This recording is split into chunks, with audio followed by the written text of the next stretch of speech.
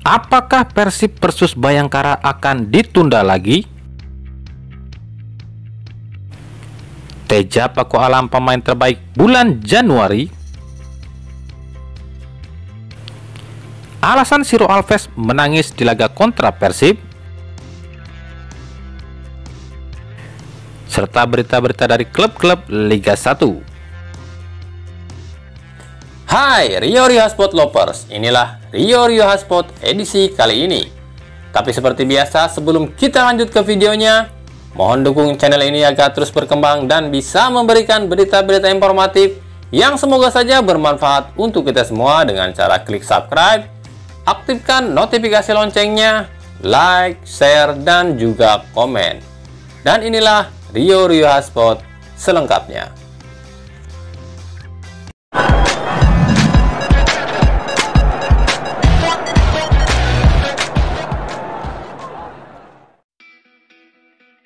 Jelang H-1 laga Persib Bandung kontra Bayangkara FC, PT LIB belum memastikan apakah laga ini akan digelar atau tidak.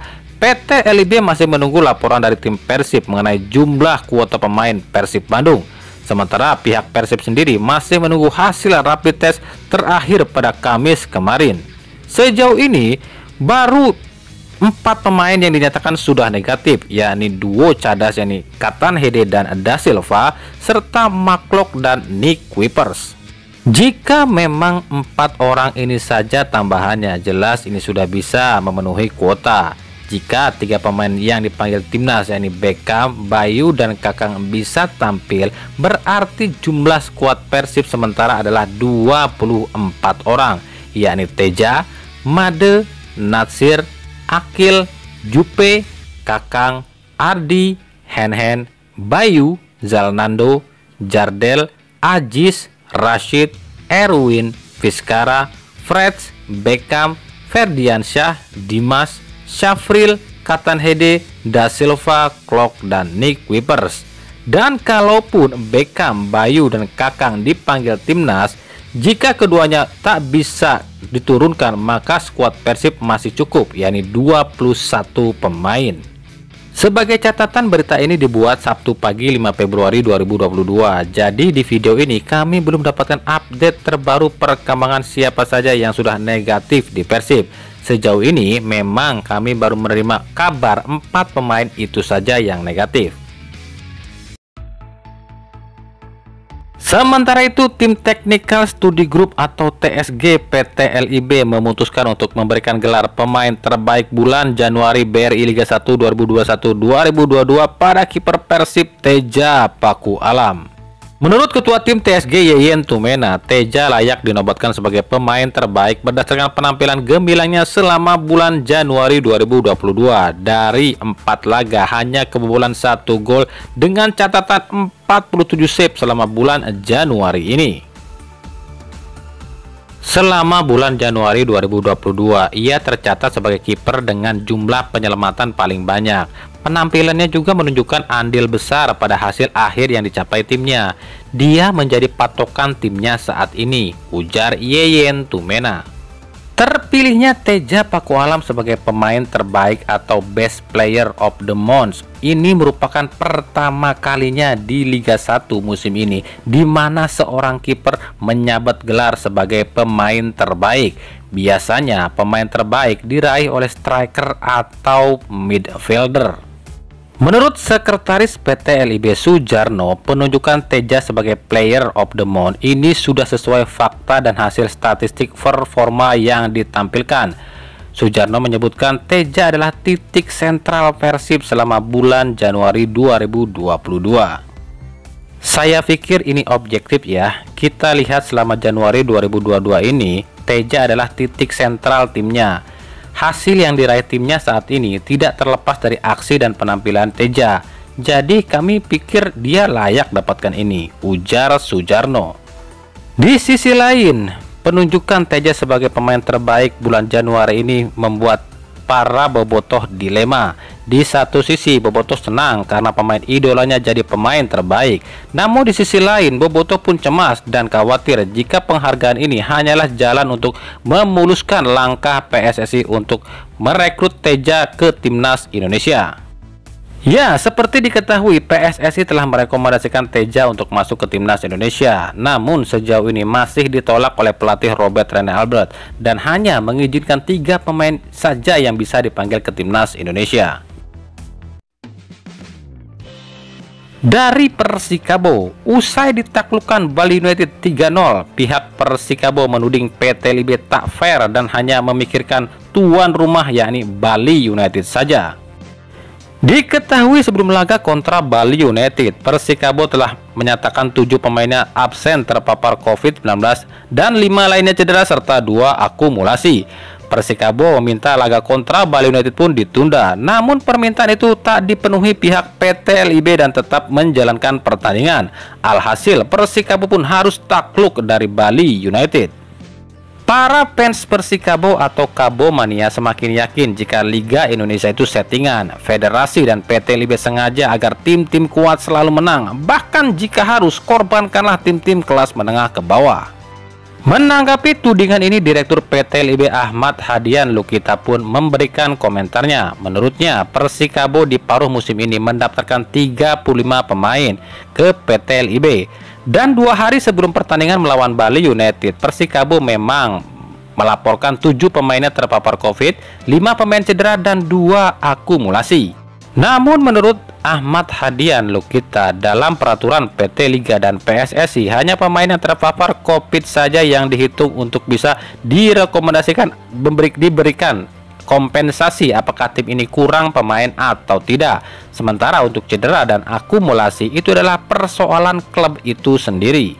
2 hari sebelum laga memang Persikabo melaporkan jika ada 7 pemainnya yang terpapar COVID, 5 pemain cedera dan 2 akumulasi. Nah, di putaran kedua ini Persikabo itu mendaftarkan 35 pemain. Dan di dalam peraturan PSSI dan PT LIB yang dapat dispensasi itu hanyalah pemain yang terpapar COVID saja. Sementara yang cedera atau akumulasi kartu itu adalah persoalan dari klub itu sendiri. Jadi jika 35 diambil 7 orang yang terpapar COVID, maka itu masih cukup kuota untuk 1 laga, ujar Ahmad Hadian Lukita. Banyak yang bertanya-tanya kenapa Ciro Alves sampai menangis saat gagal memberikan kemenangan pada Persikabo ketika kontra Persib Bandung. Apakah karena tak bisa membobol gawang Teja Pakualam dan harus kalah, ataukah ada hal lain? Jika cuma tak bisa bobol gawang Teja dan kalah, di pertandingan lawan Bali United pun Persikabo juga kalah telak lagi 3-0. Tapi Ciro nggak menangis tuh di laga ini. Banyak spekulasi yang berkembang. Tangisan Ciro di laga kontra Persib adalah penyesalan Ciro karena tak mampu tunjukkan kualitas pada pelatih Robert Rene Albert yang kabarnya akan jadi pelatih Ciro musim depan andai benar jadi bergabung dengan Persib. Hal ini terlihat usai laga di mana Robert Rene Albert dan Luigino Passos tertangkap kamera tengah berbincang dengan Ciro Alves. Banyak bobotoh yang berkomentar, apa yang dibicarakan 3 orang ini? Ada yang bilang tengah nego, ada juga yang bilang Rene Albert coba menghibur Ciro dan lain-lain. Jelas rumor Ciro yang akan berseragam Persib musim depan pun semakin kencang beredar, apalagi Ciro pernah menyatakan setuju untuk gabung Persib musim depan. Namun sebagian supporter Persikabo menuding jika mandulnya Ciro di laga terakhir kontra Bali United adalah karena putus asa atau down usai gagal bobol gawang Teja Pakualam. Gara-gara Teja, Ciro jadi mandul.